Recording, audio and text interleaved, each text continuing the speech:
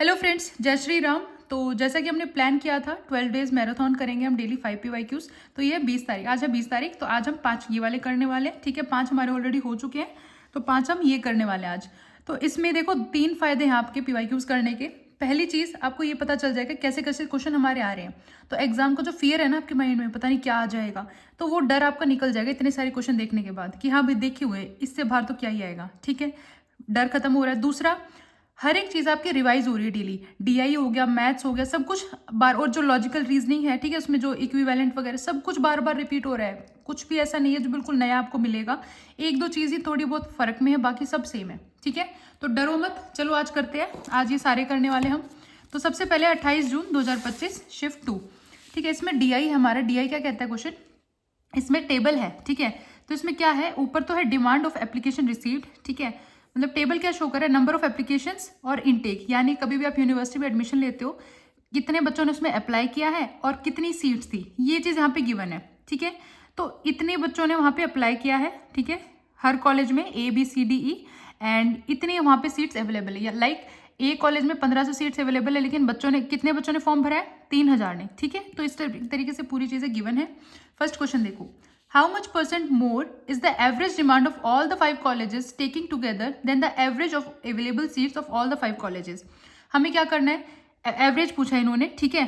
पहले पूछा है demand of all 5 college, demand है ये, ठीक है। तो इन सब की एवरेज निकालो, इन सबको ऐड करो, डिवाइड बाय 5, तो ये एवरेज आ जाएगी। मैंने पहले लिख ली, ठीक है।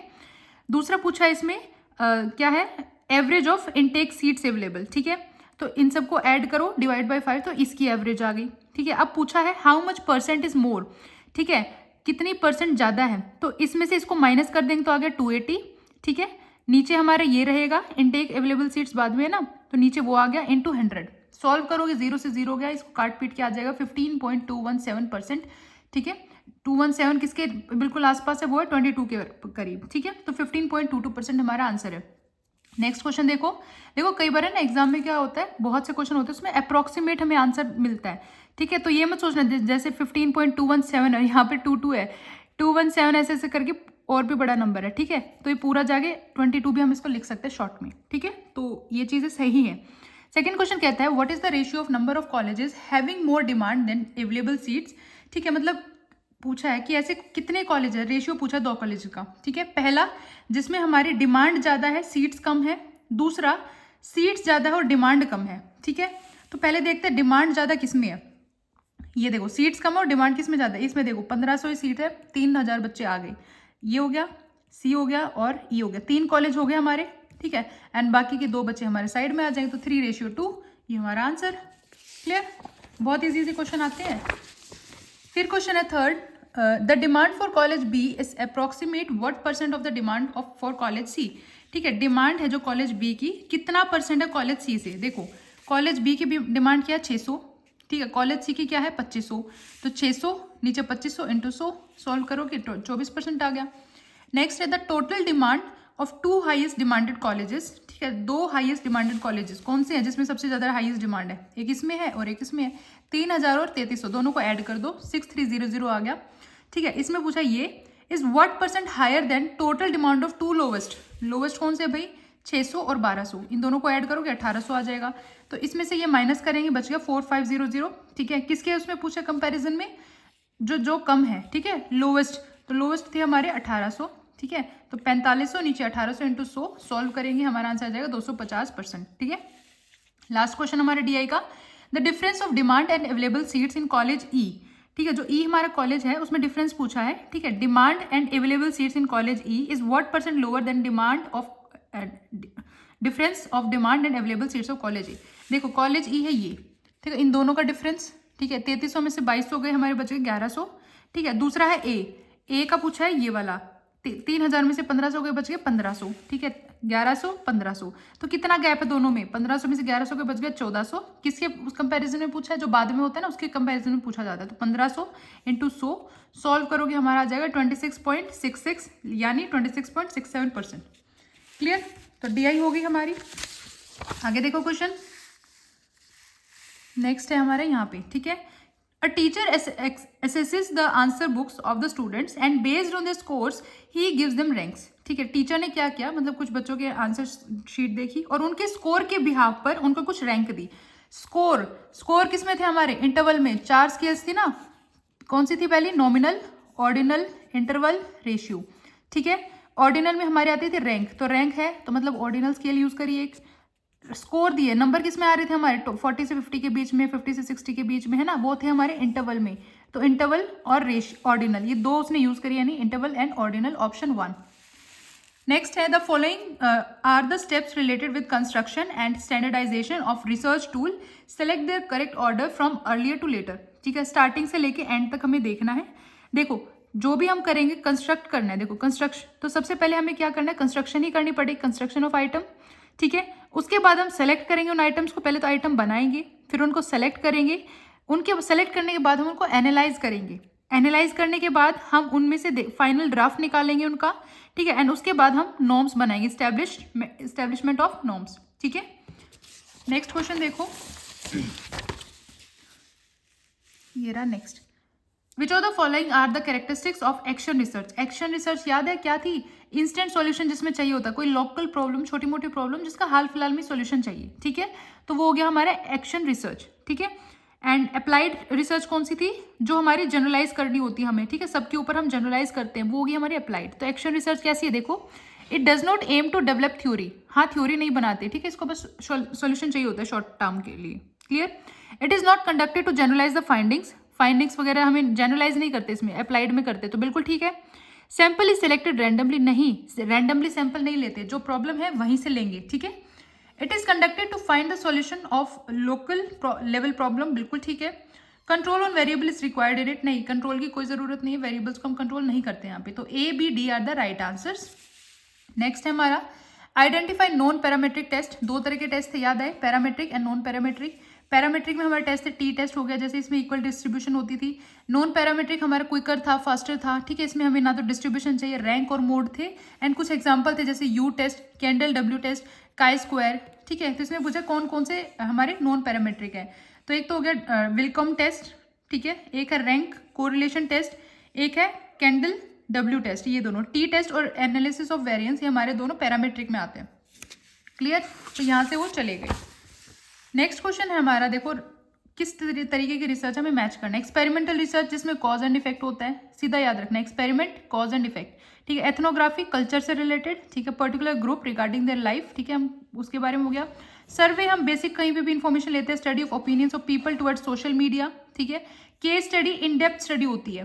ठीक है, नेक्स्ट देखो, choose the correct statement related to autonomous colleges in the context of recommendations of NPE 1986. ठीक है, नेशनल पॉलिसी ऑफ एजुकेशन जो था 1986 में, उसके अकॉर्डिंग क्या चीज़ें ठीक है. देखो, provide no special assistance to colleges in tribal areas. देखो नो लिखा है, नहीं ऐसा तो नहीं करेगा एनपीई. ठीक है, कट गया. Full funding by the central government for a period of 10 years. नहीं भाई, बिल्कुल भी नहीं. ये ना आप कमेंट करोगे क्या, मतलब ऑप्शन ये गलत क्यों हुए, आप खुद कमेंट करके बताओ मेरे को. ठीक है, थोड़ी बहुत सर्च आप भी करो चीज़ें, तभी चीज़ें याद रहेंगी. Funding shall be made available through नाक. ये भी नहीं है, क्यों नहीं है, मेरे को इनका रीजन चाहिए. ठीक है, 500 colleges to be developed as autonomous colleges in the 7th 5-year plan. ठीक है, ये बात बिल्कुल ठीक है इसकी. ठीक है, नेक्स्ट क्वेश्चन है हमारा, ये रहा, the global education development agenda reflected in the goal 4 SDG 4. ठीक है, ऑफ द 2030. मतलब कब आया था हमारा SDGs वगैरह, कब बनाए थे हमारे. ठीक है, तो वो आए थे हमारे 2015 में आए थे SDGs. टोटल 17 थे. ठीक है, याद रखना SDG के ऊपर हर बार क्वेश्चन आ रहा है. फिर हमें ये सीक्वेंस में लगाना है क्रोनोलॉजिकली. स्वयं, मैंने कहा था स्वयं को याद रखना, 2017 में आया था. ठीक है, और उसके बाद है एक PM ई विद्या, ये भी याद रखना, 2020 में आया था, लेटेस्ट है इसके अकॉर्डिंग. ठीक है, ये दोनों याद रहेंगे.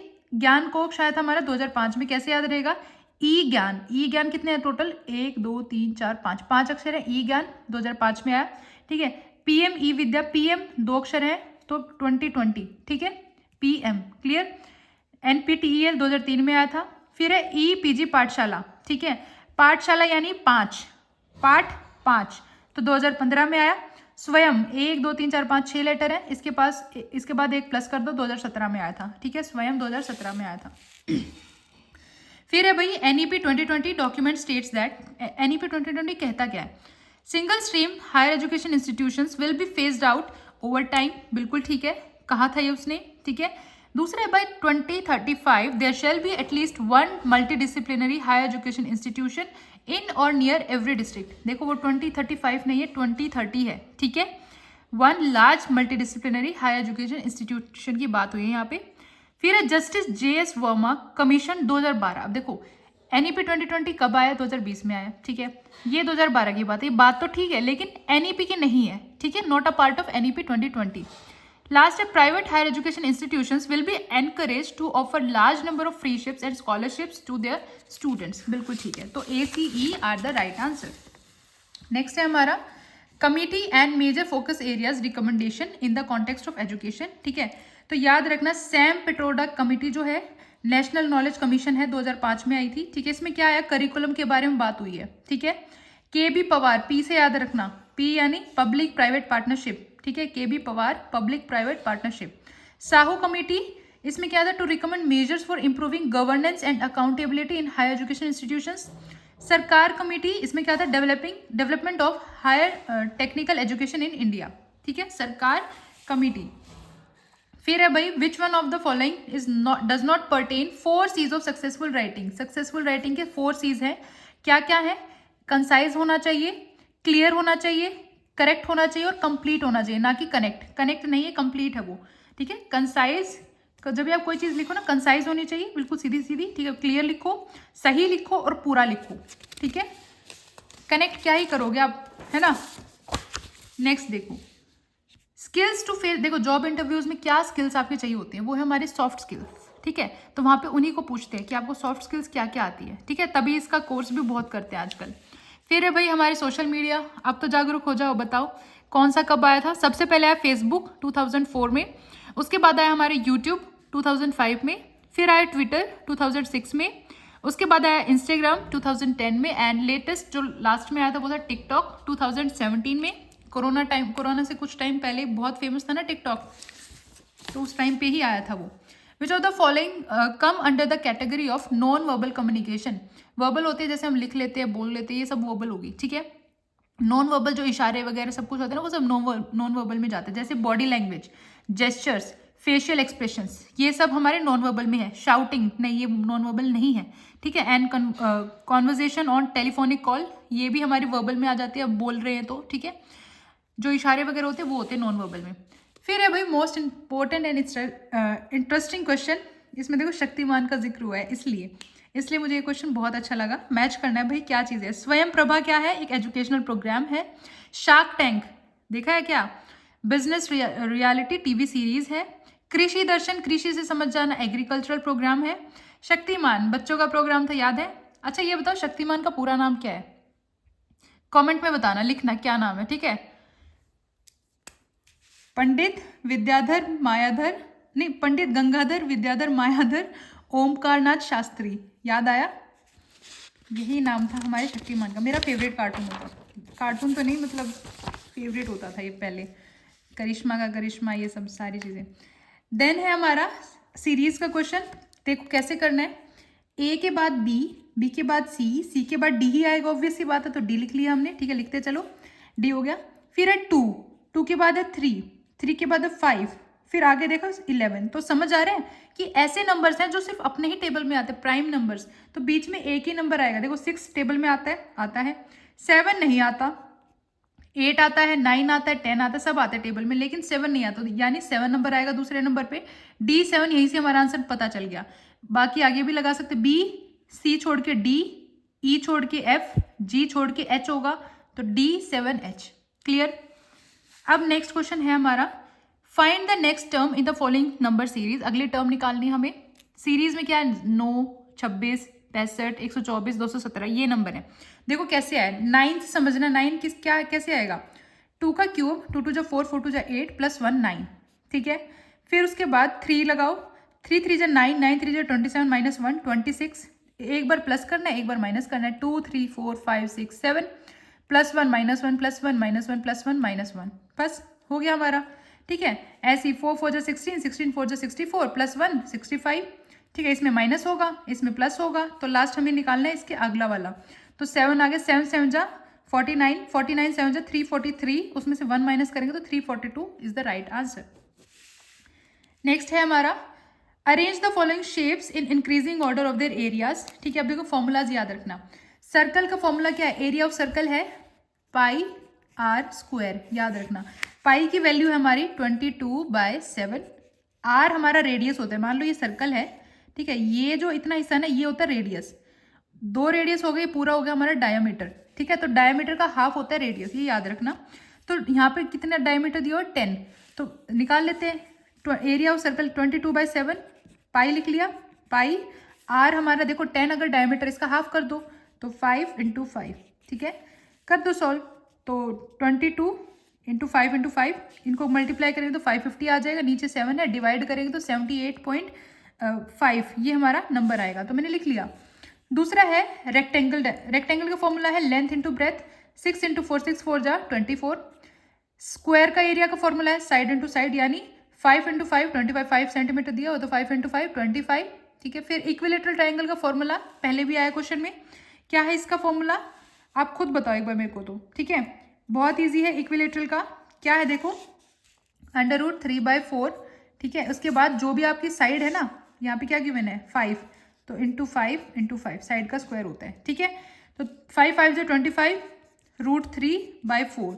तो √3 की वैल्यू आपको याद रखनी है। √2 और √3 इनकी वैल्यू याद रखनी है, क्योंकि √4 का तो आ जाएगा 2 आंसर। ठीक है, लेकिन √3 कुछ भी नहीं होता है, √2 भी कुछ नहीं होता है, तो इनका नंबर याद रखना। √2 का तो याद होना चाहिए 1.4142 एंड √3 का 1.732। ठीक है, तो 1.732 को 25 से मल्टीप्लाई करेंगे। ठीक है, फिर हमारा नंबर आ जाएगा 43.3 एंड डिवाइड करना 4 से तो आ जाएगा 10.825। अब लगा दो इंक्रीजिंग ऑर्डर में। सबसे छोटा नंबर कौन सा है हमारा? ये 78 है, 24 है, 25 है, और इसका क्या आया था हमारा 10.825। ठीक है, तो सबसे छोटा तो हो गया हमारा ये 10 ही होगा ना। हाँ, 10 है। डी के बाद बी के बाद सी के बाद ए। ठीक है,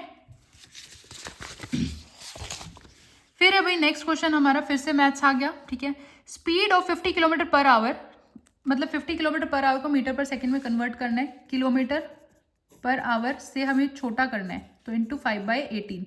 ठीक है, मीटर पर सेकंड में करना है। क्या गिवन है 50 × 5/18।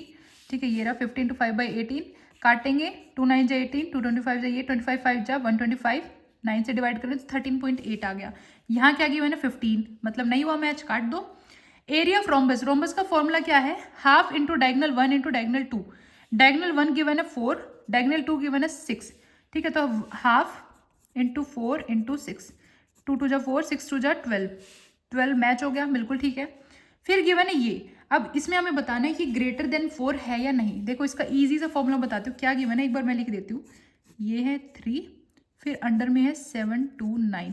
ठीक है, पहले ना इसका स्क्वायर रूट निकालो, ऐसा नंबर जिसको 2 बार मल्टीप्लाई करें तो 7 2 9 9। ठीक है, तो वो हमारा है 27। 27 को 2 बार मल्टीप्लाई करके देखो, 7 7 जो 49, 7 2 जो 14, 15 16 17 18, 7 2 जो 14, 2 2 जो 4 और 5, 9 8 4 12, 5 6 7, 729 आ गया। तो यहाँ पे हम लिख सकते हैं, ये तो हो गया 3, बाहर वाला अंडर रूट छोड़ दो, अंदर वाला जब सॉल्व करेंगे तो 27 आ गया, तो ये अंडर रूट हट गया। अब ऐसा नंबर जिसको 3 बार मल्टीप्लाई करें तो 27 आए, 3 है, 3 3 जा 9, 9 3 जा 27, तो हमारा सॉल्यूशन आ गया इसका 3। क्या 3 हमारा 4 से बड़ा है? नहीं ना, गलत हो गया, 3 हमारा 4 से बड़ा नहीं है, तो काट दो। नेक्स्ट है द CP ऑफ 10 बनानास। देखो इसको कैसे सॉल्व करना है, क्या गिवन है CP ऑफ 10 बनानास। ठीक है, तो लिख लो CP 10 CP लिख लो सीधा, 10 into CP of 10 bananas is same as selling price of 8 bananas, यानी 8 SP के बराबर है। ठीक है, अब क्या निकालना है? प्रॉफिट पर द प्रॉफिट परसेंटेज 25%। प्रॉफिट हमें चेक करना है कि 25% हुआ या नहीं हुआ। पहले CP और SP निकालेंगे तभी प्रॉफिट निकलेगा। तो 10 CP is equal to 8 SP। ठीक है, CP इसके नीचे SP ले आती हूँ मैं, 8 यहाँ पे है ही, 10 यहाँ नीचे चले जाएगा, 2 4 जा 8, 2 5 जा 10, तो CP आ गया 4, SP आ गया 5। प्रॉफिट कैसे निकालते हैं? SP माइनस CP, 5 माइनस 4 1, नीचे लिखते हैं हमेशा CP इंटू 100, 4 1 जा 4, 4 2 जा 8, 9 10, 4 5 जा 20, 25 आंसर आ गया है, यानी 25% ही प्रॉफिट है हमारा, मतलब ठीक है। ठीक है, तो B और D राइट आंसर। नेक्स्ट है, in a class the ratio of numbers of male students to the number of female students 9:11। Class है, उसमें मेल की है, मेल और फीमेल ये मेल है, ये फीमेल है, 9:11 गिवन है। The percentage of female student in classes, तो फीमेल कितनी है, कैसे निकालेंगे, देखो क्या निकालना हमें, फीमेल, तो ऊपर लिखो, नीचे दोनों को ऐड करते हैं, 11 + 9 20, इसकी परसेंट निकालनी है, 0 से 0, 2 × 2, 2 × 5 = 10, 11 × 5 = 55, मैच कर दिया।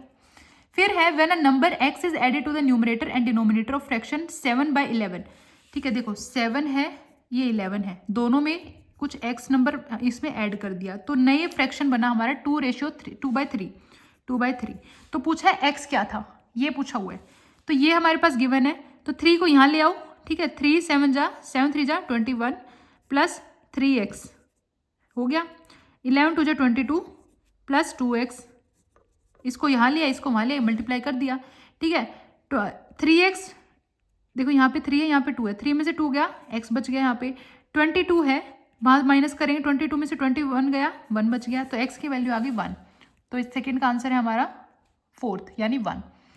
2 numbers are directly proportional to each other, 2 number हैं, ये आप खुद निकाल के बताओ मेरे को, ठीक है।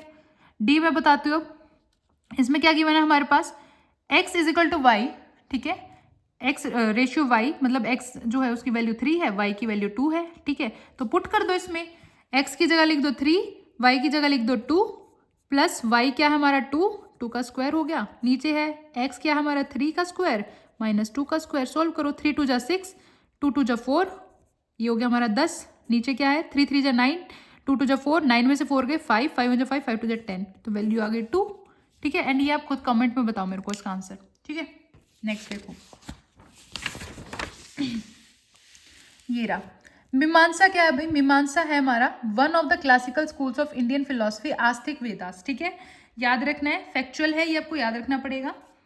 फिर है next question, which of the following is an example of deductive reasoning, example बताना है। देखो जो पहला और दूसरा है, ये दोनों ना कैजुअल ऑब्जर्वेशन दिखा रहे हैं सिर्फ, ठीक है, जैसे screen exposure among children at very early stage affects their psychological health, ठीक है, therefore we should not expose our children to digital gadgets, ये बताया होगा भाई स्क्रीन जो है वो अच्छी नहीं होती, तो हमें अपने बच्चों को डिजिटल गैजेट वगैरह नहीं देने चाहिए, नॉर्मल सा ऑब्जर्वेशन है, ठीक है। Smoking leads to lung cancer, smoking से लंग कैंसर होता है, तो हमें स्मोक नहीं करना चाहिए। देखो प्रेमाइस तो एक ही आई है ना, और सीधा कंक्लूजन है, तो हमारा डिडक्टिव में क्या था, 2 प्रेमाइसेस + 1 कंक्लूजन। यहाँ देखो, if it is raining then the ground is wet, एक प्रेमाइस ये होगी, दूसरी प्रेमाइस इट इज रेनिंग, ठीक है, रेनिंग कॉमन हो गया, कंक्लूजन क्या आएगा, the ground is wet, therefore the ground is wet, हो गया ना हमारा, तो ये हमारा डिडक्टिव है। 4th है हमारा, all ducks that have been observed have been white, जितने भी डक्स हमने देखे वो सारे वाइट है, बॉल वाला एग्जांपल याद आया, देयरफॉर सारे डक हमारे वाइट हैं, तो इंडक्टिव है ये, ठीक है, प्रोबेबिलिटी है। नेक्स्ट क्वेश्चन देखो, इसमें क्या करना है भाई, रिपीट हुआ है ये क्वेश्चन, ठीक है, रिपीटेड है, एनालॉजिकल रीजनिंग है, सारी चीजें क्या है, अरेंज करना है सीक्वेंस में। तो सबसे पहले हम क्या करेंगे, आइडेंटिफाई करेंगे, ठीक है, कि किस चीज के ऊपर हमें एनालॉजी करनी है। आइडेंटिफाई करने के बाद हम डिटेक्ट करेंगे दोनों में क्या चीज कॉमन है, ठीक है, जो हमें पता है वो, और जो नई चीज देखी है वो, दोनों में कॉमन चीज निकालेंगे। उसके बाद हम दोनों में सिमिलैरिटीज ढूंढेंगे, ठीक है, सिमिलैरिटीज ढूंढने के बाद हम कंक्लूजन निकालेंगे, लास्ट में इवेल्यूएशन कर देंगे, ठीक है। फिर है next question, no reptiles are squirrels, ठीक है, 4 थे हमारे स्क्वायर ऑफ पोजीशन में AEIO, तो ये जो है ना, ये क्या गिवन है, फॉल्स। तो ये पूछा है कौन सी ट्रू होगी, अगर देखो ऊपर वाले में इसका बेस होता है ट्रू, एक ट्रू है तो दूसरा फॉल्स होगा, ठीक है, लेकिन अगर एक फॉल्स है तो दूसरा क्वेश्चनेबल होगा, अनडिटरमाइंड होगा, ट्रू भी हो सकता है फॉल्स भी। ये फॉल्स है तो ये 100% ट्रू होगा, कॉन्ट्राडिक्टरी में यही होता है, ठीक है। अब देखो झूठ जो है नीचे से ऊपर जाता है, ये फॉल्स है तो ऊपर जाएगा फॉल्स होगा, लेकिन ऊपर फॉल्स है तो नीचे अनडिटरमाइंड हो जाएगा, ठीक है, तो सिर्फ एक ही ट्रू है, वो है हमारा सम वाली स्टेटमेंट, यानी सम रेप्टाइल्स आर स्क्विरल्स, तो A option, sorry option number 2 is only correct. Clear. Next question भाई मैच करना है, देखो 4 तरह के वो थे हमारे स्क्वायर ऑफ पोजीशन में AEIO, ठीक है, ऑल नो, ये दोनों हमारे होते हैं यूनिवर्सल, ठीक है, ये दोनों होते हैं हमारे पर्टिकुलर, ठीक है, यूनिवर्सल यानी सारी चीजें ऐड हो जाती, ऑल में सब आ जाएंगे, नो में कोई नहीं आएगा, सम में कुछ आएंगे, सम नॉट में भी कुछ आएंगे, तो पर्टिकुलर यानी कुछ, यूनिवर्सल यानी सब। क्लियर है। फिर देखो ये दोनों तो हमारे पॉजिटिव, ठीक है, ऑल हमारे पॉजिटिव सेंस देता है, सम हमारे पॉजिटिव सेंस देता है, नो और सम नॉट ये होते हैं हमारे नेगेटिव, ठीक है। पॉजिटिव को हम एफर्मेटिव भी बोल सकते हैं। अब देखो यूनिवर्सल एफर्मेटिव, यूनिवर्सल एफर्मेटिव, देखो यूनिवर्सल भी और पॉजिटिव भी कौन सा है, ऑल, तो ऑल लगा लो, ऑल SSP मैच कर दो। यूनिवर्सल नेगेटिव नो, ठीक है, मैच कर दो। Particular affirmative some and particular negative some not, clear. Next, evening hours of a hermit is written by, ये बुक है, ठीक है, किसने लिखी है, इवनिंग आवर्स ऑफ हर्मिट, ये लिखा है हमारे पेस्टल लॉजी ने। याद कैसे रखोगे इसको, देखो मैंने कुछ बनाया इसका, हर्मिट, हर को मिटा दो, हर्मिट, हर को मिटा दो, पिस्टल लॉजी, मिटाओगे कैसे, गन चाहिए होगी, ठीक है, तो पिस्टल ले लो जी, पिस्टल लॉजी यानी पेस्टोलॉजी एंड हर्मिट यानी हर को मिटा दो, पिस्टोलॉजी, ऐसे याद रखना। Learning to do towards a learning and working society is the title of the report submitted by, किसने सबमिट करी थी, ये थी हमारी आदिशैया कमेटी में आया था, ठीक है, आदिशैया कमेटी, फैक्चुअल था, याद रखना पड़ेगा। अब ऑर्डर में लगाना है सारी चीजें। सबसे पहले क्या है हमारा, एरिक्सन की स्टेजेस है ये डेवलपमेंट की, ठीक है, अब इनको सीक्वेंस में लगाएंगे। सबसे पहले ऑटोनॉमी और शेम वाली डेवलपमेंट की स्टेज आती है, उसके बाद आती है हमारी इंडस्ट्री एंड इंफीरियोरिटी, उसके बाद आएगी identity and role confusion, then generativity and stagnation, last में आएगी इंटीग्रिटी एंड डिस्पेयर, ठीक है, याद रखना है। अब देखो इंपॉर्टेंट क्वेश्चन, आर्टिकल 21A क्या कहता है हमारा, right to free and compulsory education, बिल्कुल ठीक है। ये दोनों आर्टिकल्स आप मुझे खुद बताओ कमेंट में, आर्टिकल 30 एंड आर्टिकल 350A, ठीक है। आर्टिकल 30 हमारा माइनॉरिटीज के लिए होता है, ठीक है, right of minorities to manage the educational institutions, तो ये दोनों हमारे सही हैं, वो दोनों गलत हैं, इनका सही आंसर मुझे आप बताना, ठीक है।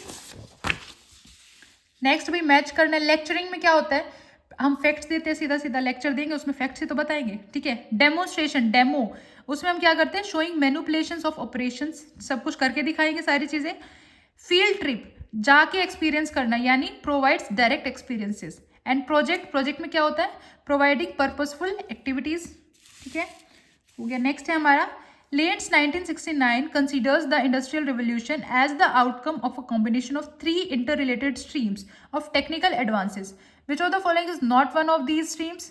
आप देखो इसको ना फैक्चुअल क्वेश्चन है, फिर से याद रखना पड़ेगा, ठीक है। इसमें क्या है हमारा, मैकेनाइजेशन था, adoption of new power sources था, extensive use of new raw material ये भी था, लेकिन modification of equipments to make human life easy ये चीज़ उसमें नहीं थी, ठीक है। फिर से है भाई, आगे क्वेश्चन है हमारा, क्या कहता है इसमें, the process of typing captchas is a variation on, वो होता है हमारा ट्यूरिंग टेस्ट, ठीक है, क्या है हमारा ट्यूरिंग टेस्ट, कैप्चा होता है ना फिल करते हो, तो process of typing captcha is variation on Turing test. फिर है भाई, इनमें से गलत क्या है, ये भी फैक्ट है, Kali Linux is a flavour of Linux OS, बिल्कुल ठीक है भाई, ठीक है। We can use Macintosh on Linux OS also, नहीं भाई ये गलत है, ठीक है, ये भी नहीं होगा। Windows Surface is developed by Intel Corporation, ये भी नहीं है। Android is based on Linux OS, ठीक है भाई, Android इसी के ऊपर बेस होता है, तो ये आपको याद रखना पड़ेगा। कुछ फैक्चुअल चीज़ें हमेशा आती है, ठीक है, तो उनका कहीं पे भी कुछ भी लॉजिक नहीं होता, बस याद करना पड़ेगा। अब फिर से देखना है गलत स्टेटमेंट कौन सी है। OLED की फुल फॉर्म क्या है, ऑर्गेनिक लाइट एमिटिंग डायोड्स, याद रखनी है full form. FASTag is an example of RFID, ठीक है। CAD और RFID जो यहाँ पे गिवन है वो चीज़ गलत है। RFID हमारा रैपिड फ्रीक्वेंसी आइडेंटिफिकेशन नहीं है, इसकी राइट जो डेफिनेशन है फुल फॉर्म है वो मेरे को बताओ, ठीक है। मैच करो भाई। E-जर्नल्स can be use to store articles, journal के अंदर आर्टिकल वगैरह होते हैं, ठीक है, on a file server in the form of a magazine, ठीक है। E-बुक्स is a piece of software, ठीक है, जिसके अंदर आप बुक्स वगैरह आपको सब कुछ मिल जाएगा। E-Zines क्या है हमारा, E-Zines है published on the web as well as in the digital format. And CD-ROM हमारा किस लिए यूज होता है, इसमें स्टोरेज के लिए होता है वो, ठीक है, उसमें चीज़ें हम डेटा स्टोर करते हैं। What is the major source of pollutant, lead in homes, हमारे घरों में लेड जो है पॉल्यूटेंट है एक लेड, ठीक है, तो सबसे ज़्यादा कहाँ से आता है, वो आता है हमारे जो पेंट होता है ना घर में, पेंट में होता है लेड, ठीक है। What is noise induce permanent threshold shift, अब परमानेंट जहाँ पे बहुत ज़्यादा आवाज़ हो रही है, शोर होता रहता है हमेशा, तो वहाँ पे क्या होता है, shift in permanent threshold due to years of high level of industrial noise, ठीक है, समझ आ गया। नेक्स्ट है हमारा भाई arrange the sequence of processes leading to formation of ozone hole. Ozone hole कैसे बनता है? देखो, सबसे पहले वॉर्टेक्स बनेगा। वॉर्टेक्स बनने के बाद बहुत लो टेम्परेचर हो जाएगा हमारा पोलर स्ट्रेटोस्फेयर क्लाउड्स के टाइम उस एरिया में सारा, ठीक है। उसके बाद डीह्यूमिडिफिकेशन होगा, नाइट्रिफिकेशन होगा, then pre conditioning and last में हो जाएगा हमारा ओजोन डिस्ट्रक्शन, ठीक है, by catalysis. Next question is choose the correct statements. SDG के ऊपर है। इसका टारगेट क्या था एसडीजी 8 का? Is to sustain 7% GDP in least developed countries. बिल्कुल ठीक है, ठीक है, एसडीजी 8 यही है। SDG 3 is to ensure universe. देखो मैंने याद करवाया था ना, 3 तिगाड़ा काम बिगाड़ा, हेल्थ से रिलेटेड होगा, ठीक है। SDG 4 is to ensure equal access of for all women, ठीक है। 4 से समझना ना, 4 सबके लिए, ठीक है। एसडीजी 4 सबके लिए, 4 से दूसरे वाला जो 4 है ना FOUR, वो वाला समझना, ठीक है। 4 फॉर वुमेन, ठीक है, ये वाला FOUR है, FOUR से समझना है FOR, फॉर किसके लिए होगा? विमेन, मैन, सबके लिए, मतलब अफोर्डेबल चीज़ें होनी चाहिए, affordable quality high education by 2030, ठीक है। एसडीजी 7 हमारा ये क्या कहता है? देखो ये एसडीजी 7 नहीं, ये जो इंफ्रास्ट्रक्चर, ये सारी चीज़ें ना, infrastructure promote inclusive and sustainable industrialization, आई हमारा है 9 में, एसडीजी नंबर 9 ना कि 7 में, ठीक है। एसडीजी 6 क्या कहता है? Improve water quality. तो ABCE सही है, डी वाला हमारा 9 वाला है, इसमें लिखा है 7, तो ये गलत हो गया। फिर है भाई टाइप्स ऑफ डिजास्टर। देखो एपिडेमिक, इन्फेक्शन वगैरह जितने भी होते हैं हमारे, इंसेक्ट इन्फेस्टेशन, ये सब हमारा बायोलॉजिकल होता है, ठीक है। ट्रांसपोर्ट डिजास्टर वगैरह हमारे एंथ्रोपोजेनिक, यानी जो ह्यूमन वगैरह करते हैं, दंगे फसाद सब कुछ, राइट्स वगैरह। अर्थक्वेक हमारा जोग्राफिकल है, ठीक है, earthquake, volcano, landslide. And flood drought हमारा हाइड्रो रिलेटेड है, हाइड्रोमीटियोलॉजिकल डिजास्टर, ठीक है। फिर है भाई हमारा रीडिंग कॉम्प्रीहेंशन। स्क्रीनशॉट लो एंड सॉल्व करो इसको भी, ठीक है। इसके बाद और अब वीडियोस अपलोड करते हैं मैं साथ के साथ बाकी के PYQs की, ठीक है। तब तक आप ये देखो and give me some time, क्योंकि एक टाइम पे एक ही रिकॉर्ड करके डाल पाते हैं, मेरी स्टोरेज की थोड़ा इशू आ रहा है फ़ोन में, तो ये इसलिए, ठीक है। तब तक ये देखो, मैं दूसरे के लिए तैयारी करती हूँ, ठीक है। All the best, thank you.